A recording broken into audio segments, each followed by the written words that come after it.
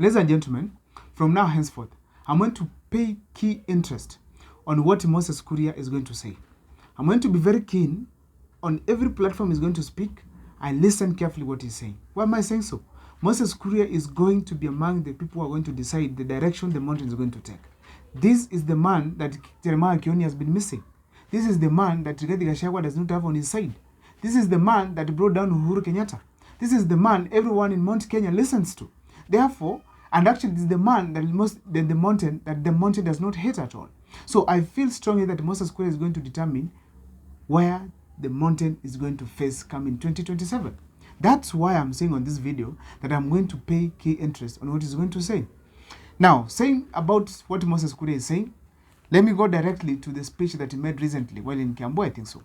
Now, when Moses was in Kiambu, when he was giving a speech, Moses Kuria was very specific on the way he was passing his message.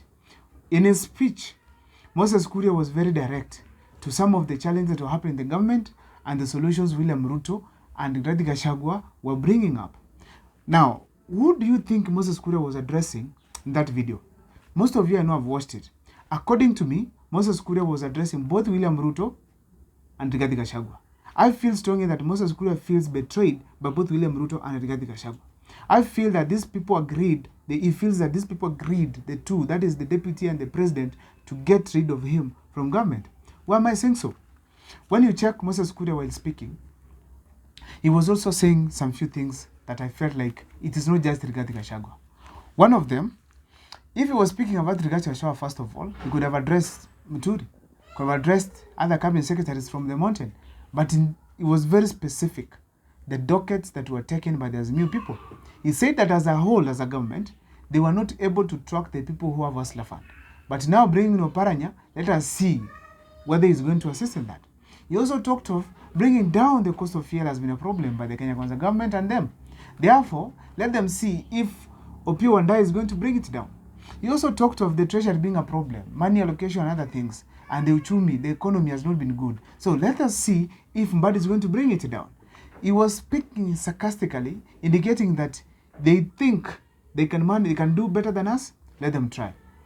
But when I listen to those points, speaking about the kind of things that are affecting the country and the people who have been brought, I also added the third person this gentleman could be addressing. That one is the cabinet secretaries that were appointed from ODM and also Raila Odinga himself. Moses Kuria is speaking very serious messages here that I want to dissect on this video. But before I do so, if this is the first time you're watching this video, make sure to subscribe, like, and comment, because that's the best support you can always give this channel. Now, what message was he speaking about this? First of all, he was telling President William Ruto one thing. We wanted to deliver for this country wholeheartedly. We supported you and we wanted to do it. It is not that we didn't have the heart to deliver for you. That's the first thing they were telling him.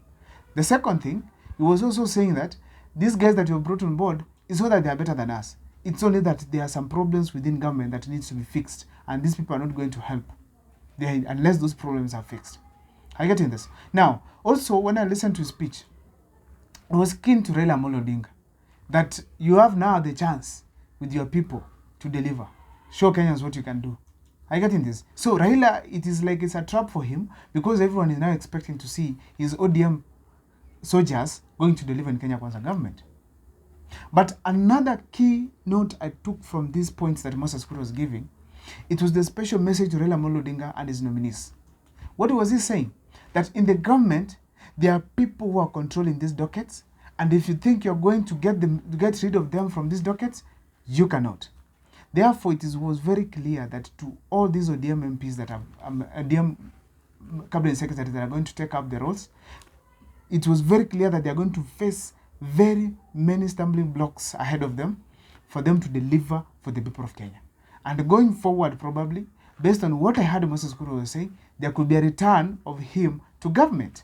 Because there's a possibility one of these ministers or cabinet secretaries or some of these people that have been returned back to government or those that have been appointed newly, they are going to fail terribly, and Moses Kuria is going to be called upon to come in.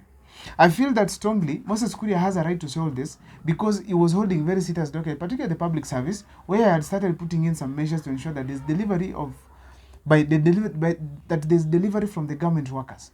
And checking what is happening closely, bringing in Muturi, the way I know him, he's not going to deliver the same Moses Kuria could have been. Why am I saying so? Muturi himself, he has never been elected in any seat. Most of the times he's elected, people reject him. Probably people know why he's not good. The second thing, I want to say that Muturi has been surviving on appointments and favors. I don't know, maybe it's because of money that he has, he gives the people in the campaigns, or it's because of influence he has from his county where he comes from, that is Embu. But I feel strongly that Muturi is not the person going to outshine Moses Kuria in his docket of the public service. Therefore, I want to say it was a wrong choice to bring in Justin Muturi in that docket and leave Moses Kuria out. And Moses Kuria was indicating that if Justin Muturi is going to take up the role, then they are going to see it tough until they are going to need them back. But okay, just checking from what is happening, and I've done a video on this, Moses Kuria did not deserve to leave the government, particularly in his dockets, because of his economic knowledge and his ability to run. You know, Moses Kuria has an experience of being a Gatundu North MP twice. But Muturi did not have any form of experience, particularly when it comes to dealing with the people on the ground. He was just a speaker. And being a speaker alone itself, it did not help that much in the terms of leadership and dealing with the people. Therefore, I want to say that Moses Kuria did not deserve to leave the seat, checking on his experience and expertise as far as the economics are concerned. When it comes to the questions of leaving him out, I'm very sure Moses Kuria will be able to bounce back despite of his big differences with Rigathi Gachagua. Why am I saying so? Moses Kuria has friends in the mountain, and some of these friends are huge enemies of Deputy President Rigathi Gachagua. Most of them will want Moses Kuria back to the government. And actually, when I was listening to some of the clips on TikTok here and there, I heard people talking of Moses Kuria coming back and Moses Kuria getting jobs like that role of Francis Atwoli. I personally second him. And I'm going to do an extensive video on this because I think it is a very critical part based on the Gen Z and millennial movement we have in this country. It is nice to talk about some of the things that are affecting us and some of the changes that are needed across all the departments of the government and public service in general.